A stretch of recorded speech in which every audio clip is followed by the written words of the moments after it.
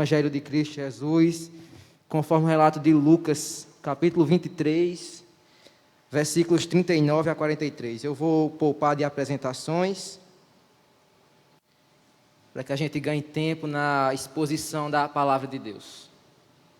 Evangelho de Jesus, conforme o relato de Lucas, capítulo de número 23, nós vamos ler os versículos 39 ao 43. Prometo que eu vou ser breve com vocês. Espero que tenha ficado um pouquinho da mensagem do projeto missionário, qual é a nossa missão, qual é o nosso propósito, como ele é feito na prática. E agora nós vamos para o momento da palavra de Deus, que tem muito no projeto, tem de manhã, de tarde e de noite. Então, sinta-se convidado a participar conosco. Eu vou ler aqui o texto e depois nós vamos começar a exposição dele. Está escrito assim: um dos malfeitores crucificados blasfemava contra ele, dizendo: não és tu o Cristo? Salva-te a ti mesmo e a nós também. Respondendo-lhe, porém, o outro repreendeu, dizendo: nem ao menos temes a Deus, estando sob igual sentença? Nós, na verdade, com justiça, porque recebemos o castigo que os nossos atos merecem. Mas este nenhum mal fez. E acrescentou Jesus: lembra-te de mim, quando vieres no teu reino. Jesus lhe respondeu: em verdade te digo, que hoje estarás comigo no paraíso. Queridos irmãos, nos Estados Unidos, nas décadas de 50, conta-se uma história com de um jovem que bagunçava muito na cidade dele. Era um estado do Texas, onde você tem pena de morte, tem cadeira elétrica ali, tem pena perpétua. E aquele jovem bagunçava muito naquela cidade e foi preso. Foi preso porque assassinou uma pessoa, matou uma pessoa. Aquele jovem preso comoveu muito a cidade. Um jovem ser preso. Apelaram para o governador daquela região, daquele estado, dizendo: não deixe que esse homem seja morto na cadeira elétrica, mas poupe ele, tenha misericórdia dele. Aquele homem, governador, se veste de pastor, pega uma Bíblia, coloca a carta de perdão dentro da Bíblia. Chega naquele presídio, roupa de pastor, gravata de pastor, e fala com aquele jovem: jovem, eu tenho uma palavra para você, eu tenho algo para você dentro desse livro aqui. Aquele jovem cuspiu nele, disse que não queria, começou a caçoar daquele pastor. Disse: mas está aqui dentro, o que eu tenho está aqui dentro para você. Basta que você abra e veja. Aquele jovem não quis, cuspiu. Aquele governador foi-se embora.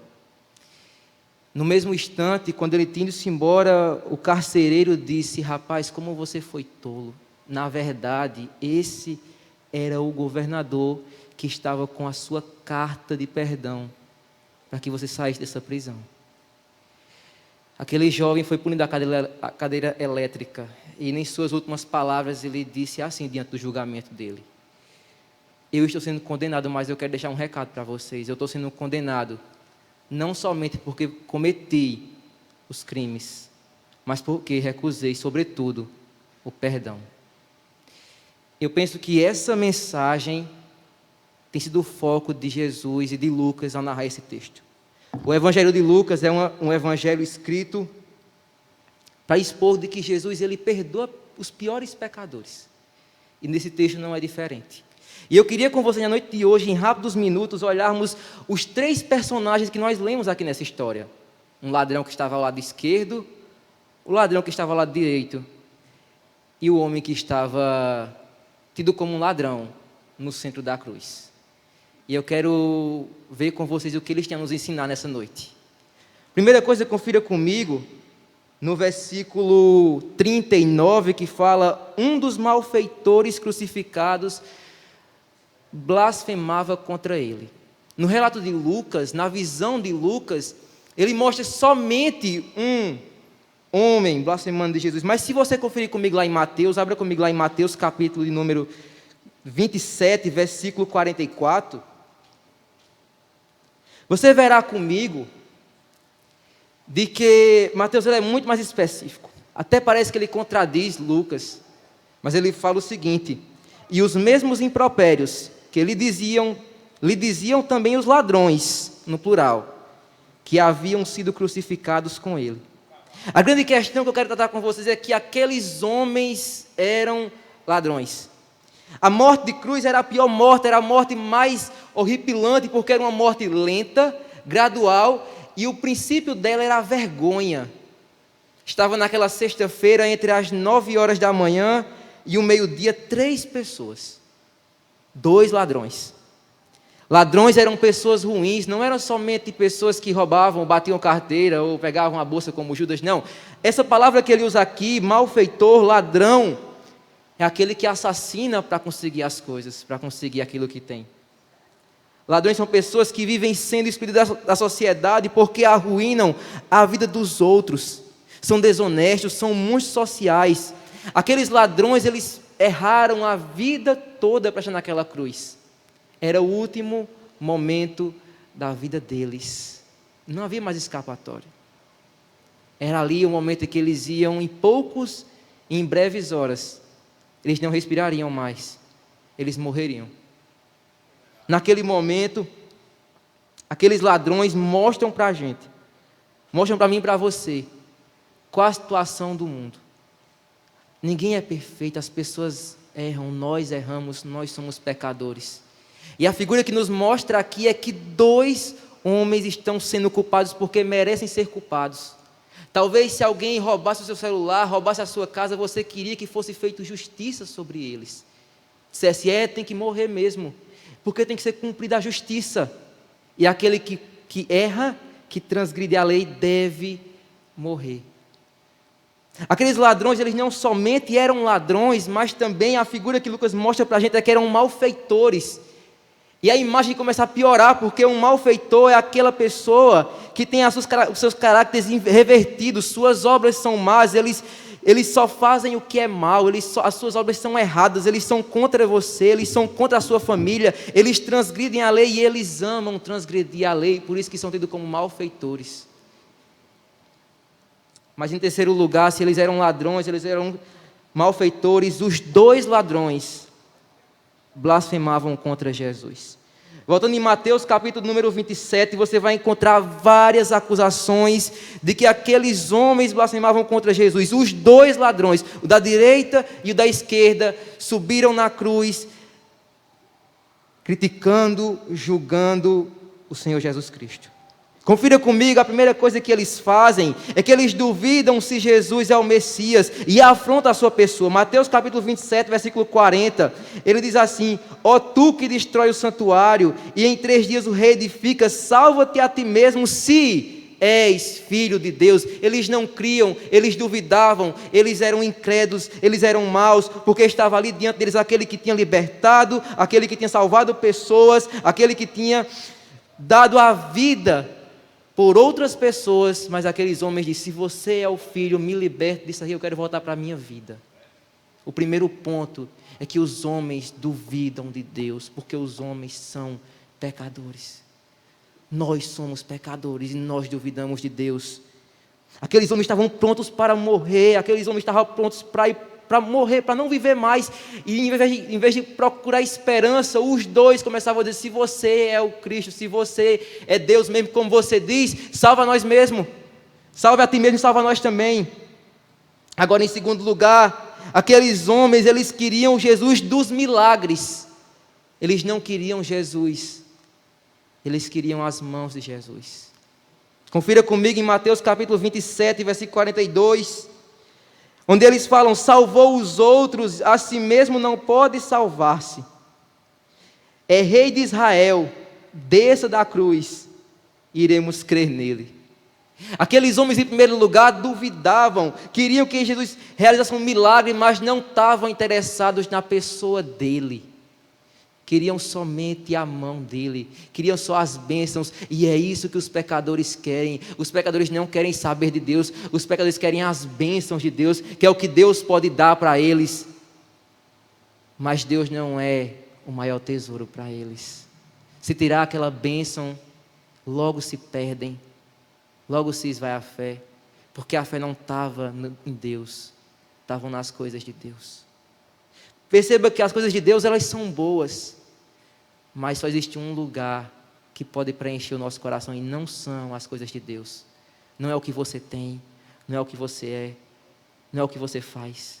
Só Deus e a pessoa dele pode satisfazer os anseios, as lutas da nossa alma e do nosso coração. Mas aqueles homens diziam e queriam os milagres e não queriam Deus dos milagres. Em terceiro lugar, se aqueles homens duvidavam de Jesus, se eles queriam os milagres de Jesus, aqueles homens rejeitavam a obra voluntária de Cristo. Olha o que ele fala, salvou, verso 42 ainda, desça da cruz e creremos nele. Quer dizer que a crença deles em Cristo estava reduzida a somente uma figura de alguém vitorioso, mas esqueceram a figura de um libertador que tinha que sofrer por eles. Eles não entendiam que para pagar o preço pela vida deles, alguém tinha que morrer por eles.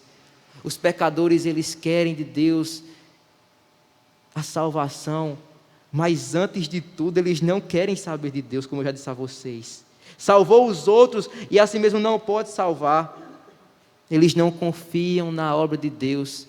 E em vez de ver um Cristo que estava sofrendo, queria ver um Cristo vitorioso. As pessoas gostam de seguir os líderes vitoriosos, mas não gostam de seguir os líderes humildes.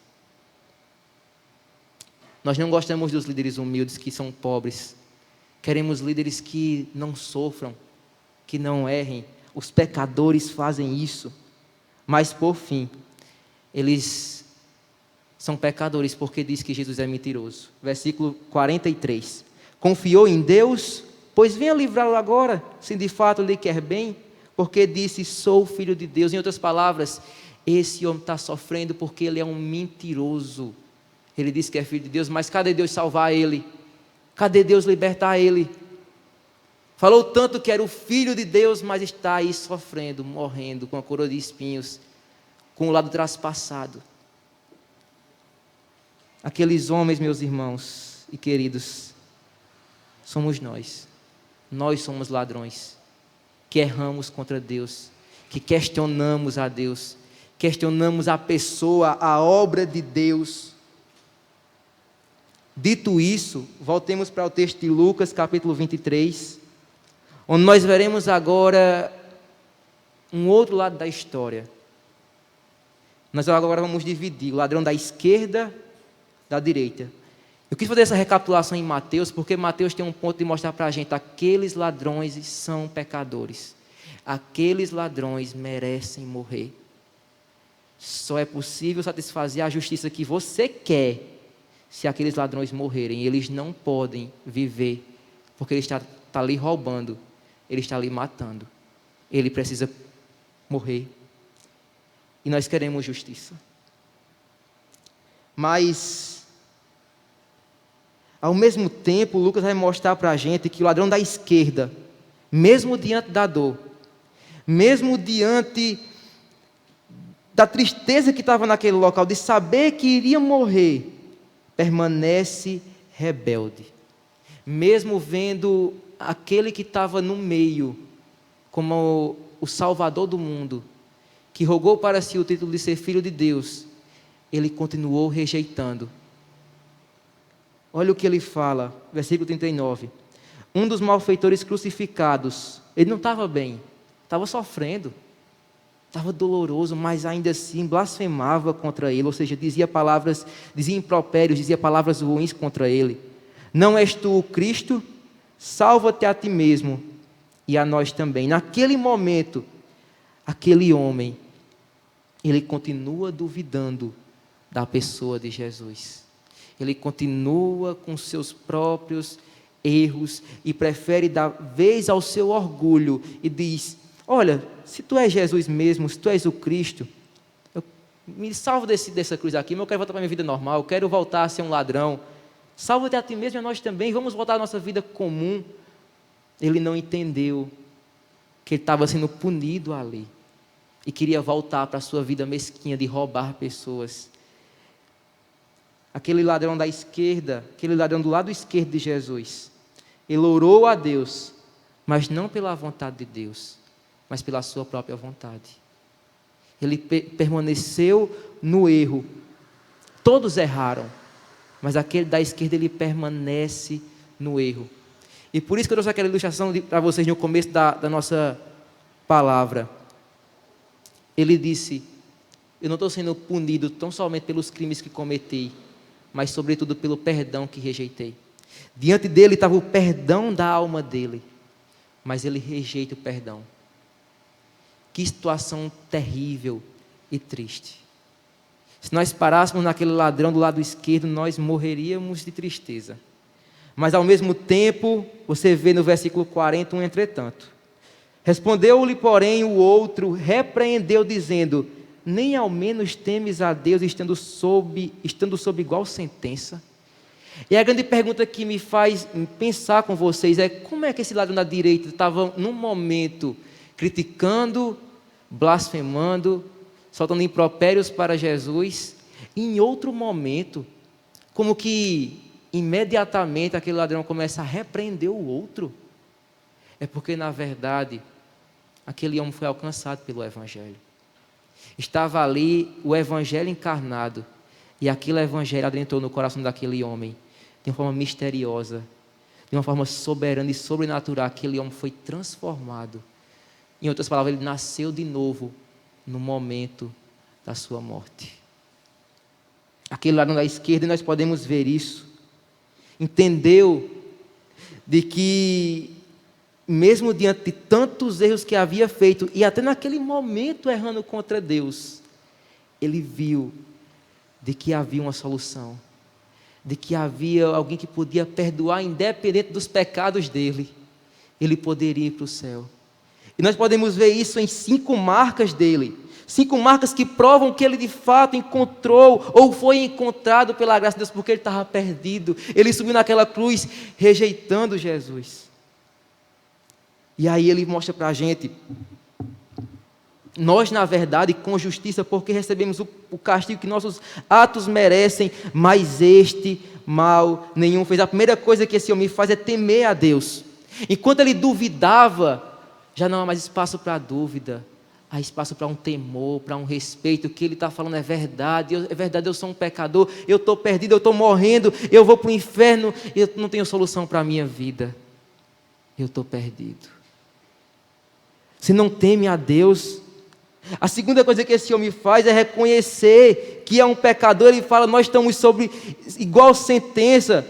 Nós, na verdade, com justiça, porque nós recebemos o castigo que nossos atos merecem. Não existe salvação se não há um reconhecimento de que é pecador. Na verdade, nós somos salvos e por isso nós reconhecemos de que nós somos pecadores. Não existe essa história de dizer que nós não somos pecadores. Nós somos sim, nós erramos contra Deus. Esse homem falhou com Deus até nesse momento, mas naquele momento que nós lemos agora, ele se arrependeu e reconheceu de que merecia o inferno. Mas não somente isso, reconheceu de que Jesus não tinha feito nada. Versículo 41 ainda: mas este nem um mal fez. Ele estava duvidando de Jesus. Se tu és o Cristo, desce dessa cruz. Salvou aos outros e a nós não pôde salvar, mas agora o espaço da incredulidade sai entre o espaço da fé. Esse nem um mal fez. Em outras palavras, Deus é puro. Ele não fez nada, ele é inocente. E ele está aqui não por causa dele, mas por nossa causa. Ele está aqui por nossa causa. Agora, se ele reconhece que é pecador, se ele sabe que é a justiça de Deus, é a ira do Deus Santo que está caindo sobre ele, ele reconhece a pessoa bendita de Cristo e encontra refúgio nele.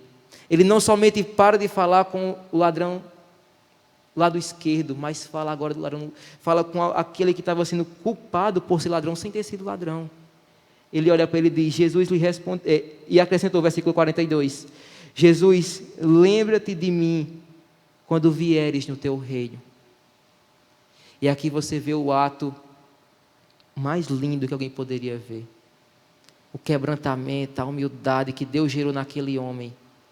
No momento, criticando, blasfemando, soltando impropérios, Em outro momento, aquele homem: lembra-te de mim quando vieres no teu reino. Talvez diante da morte, essa é a única frase que eu e você pode usar diante de Deus. Lembra-te de mim quando vieres no teu reino. Agora, eu queria falar com vocês da terceira pessoa que estava nesse cenário, para a gente encerrar essa mensagem. Verso 43 fala: Jesus lhe respondeu. E eu queria ter muita cautela nesse versículo, porque Lucas fala que alguém respondeu. Agora, quem era esse alguém? Se nós formos ver na Bíblia, e eu penso que quem estava naquela cruz ali não era simplesmente um revolucionário. Estava ali naquela cruz do meio o Verbo de Deus. Estava naquela cruz aquele que João disse: no princípio era o Verbo estava com Deus, o Verbo era Deus. Todas as coisas foram feitas por intermédio dele, e sem ele nada do que foi feito se fez. Estava naquela cruz do meio aquele que disse: eu sou o pão da vida. Aquele que tem fome, que crê em mim, jamais terá fome. Aquele que crê em mim jamais terá sede. Estava na cruz do meio aquele que disse: eu sou a luz do mundo. Quem crê em mim não andará em trevas, pelo contrário, terá a luz da vida. Estava na cruz do meio aquele que disse: eu sou a porta. Quem entrar por mim, entrará, será salvo. Entrará, sairá e achará pastagem. Estava na cruz aquele que disse: eu sou o bom pastor. As minhas ovelhas ouvem a minha voz. Eu lhes dou a vida eterna. Estava na cruz aquele que disse: eu sou a ressurreição e a vida. Aquele que crê em mim, ainda que morra, viverá. Estava na cruz do meio aquele que disse: eu sou o caminho, a verdade e a vida. E ninguém pode ir ao Pai senão por mim. Estava na cruz do meio aquele que disse: eu sou a videira verdadeira. Sem mim, nada podeis fazer. Estava ali aquele que havia perdoado os pecados de um povo. Estava ali aquele que havia curado pessoas, libertado pessoas de demônios, ressuscitado pessoas. Estava naquela cruz do meio o autor da vida. Estava naquela cruz do meio o único e soberano Deus vivo na pessoa de Jesus Cristo. Mas não somente isso, porque se ele estivesse somente ali, aí não teríamos a graça se manifestando, porque ele iria julgar aquele povo. Mas não somente isso, Lucas fala: Jesus lhe respondeu. Jesus não tinha nenhuma obrigação de responder àquele homem que estava insultando ele o dia todinho, que naquele momento da cruz havia simplesmente dito que ele era aquilo, e era um embusteiro, que ele era um mentiroso, que ele era um louco. Mas Jesus, ele simplesmente vai e responde. Nós não cremos num Deus indiferente às nossas dores. Nós cremos num Deus que, naquele momento, como um homem estava sofrendo, mas ainda assim abriu a boca para responder aquele pecador. Nós cremos num Deus que ainda ouve nossas tristezas e se compadece de nós. Talvez se eu ficasse nessa frase: Jesus lhe respondeu, seria suficiente para essa mensagem. Ele nos responde ainda. Aquele ladrão disse: Jesus, lembra-te de mim. Jesus lhe respondeu. Agora confira comigo no versículo 43 ainda o que ele fala: em verdade te digo que hoje estarás comigo no paraíso. Se você não compreender essa frase, você não compreendeu o cristianismo ainda. Porque a primeira coisa que ele fala é que em verdade ele diz. Jesus não dá uma dúvida para aquele pecador da direita. Ele não deixa uma margem, ele não deixa simplesmente um incógnita para ele, onde ele vai viver após a morte. Em verdade te digo, é possível, irmãos, ter certeza da salvação. É possível saber que se você morrer hoje, para onde é que você vai? Não importa o pecado, não importa o que você fez, mas pelo que Cristo fez, Ele vem e diz: em verdade te digo. Em verdade te digo. É ali a palavra de Jesus. Perceba que Ele não está sendo fiel ao lado da direita. mas a gente é fiel a Ele mesmo. Em verdade te digo. Agora, se você acha que parou por aí a frase de Jesus, se nós achamos que para aí, Ele continua falando que hoje estarás comigo. Não é amanhã, não é depois de um purgatório que você vai ficar purgando seus pecados, nem você vai reencarnar em outra vida. Não. Hoje você estará comigo no gozo. Hoje você estará comigo no céu. Mas ele pecou tanto, ele falhou tanto, ele errou tanto. Como é que simplesmente vem alguém e diz que você estará no céu comigo? Ele merece morrer, ele merece o inferno. A grande verdade é que Cristo estava morrendo para que aquele homem arrependido pudesse viver. Ele simplesmente não passou vistas grossas sobre o ladrão da direita e disse: você está perdoado, está no céu. Mas Jesus continuou ali, sofrendo. E aquele sofrimento sem pecado foi para aquele ladrão, quando fechasse os olhos na terra, abrisse os olhos como um cidadão dos céus. Mesmo pecando a vida todinha, mesmo subindo naquela cruz como um delinquente, ele está no céu no gozo eterno. Que paradoxal, que mensagem gloriosa. Aquele homem que havia pecado a vida todinha, havia errado todo momento, está agora com o Salvador, gozando das alegrias eternas. Não está sofrendo. E o que ele fez para merecer isso? Nada. Ele simplesmente ouviu o mestre dizer para ele: hoje você estará comigo. Agora ele não fala somente que ele estará no paraíso, mas estará comigo no paraíso. Eu tenho que concordar com Paul Washer quando ele fala: eu prefiro um céu, um inferno com Cristo, do que um céu de prosperidade sem Cristo, porque o céu só é céu porque Jesus está lá. Um céu sem Jesus é um inferno. Por isso que Paulo fala: se a nossa esperança em Cristo se limita apenas a essa terra, nós somos os mais miseráveis que todos os homens. O Evangelho é uma pessoa e essa pessoa é Jesus. Nós não precisamos das bênçãos de Jesus. Nós precisamos, sobretudo, da pessoa de Jesus. Nos tire tudo, só não tire Jesus de nós. Porque sem Ele pode dar a você a maior mansão, os melhores carros, as melhores mulheres, os melhores homens, as melhores redes sociais, a melhor vida, as melhores viagens, os melhores lugares. A sua alma e a minha alma ficará insatisfeita, faminta, sedenta. Por fim, Jesus fala: hoje estarás comigo no paraíso, um local onde as lágrimas serão enxutas, onde não haverá mais tristeza, onde não haverá dor, onde não haverá sofrimento eternamente. Essa é a mensagem do projeto missionário. Qualquer mensagem que fale além dessa, de que Deus é santo, que você é pecador, de que o seu juízo, a sua condenação é o inferno, mas que alguém veio, morreu, sofreu, padeceu, enfrentou o inferno no seu lugar, mas ressuscitou pela sua justificação. Essa não é a mensagem do Evangelho.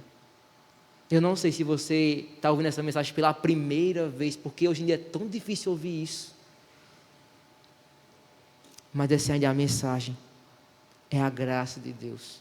É alguém que sofreu a vida toda, porque errou a vida toda, porque foi um ladrão a vida toda, mas em um momento teve um encontro com Jesus.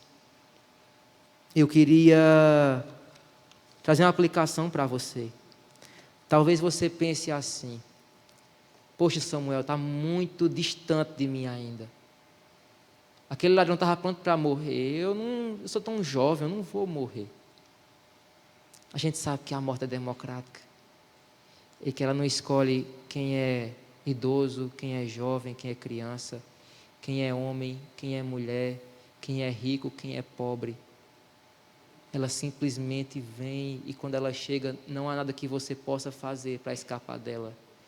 Mas a boa notícia é que alguém pagou a morte no meu e no seu lugar e que enfrentou a justiça divina para que eu e você pudesse nele, crendo nele, se arrependendo dos seus pecados, pudesse ou ter a certeza de que estaria com ele no céu. Essa é a mensagem do projeto missionário. Vamos orar?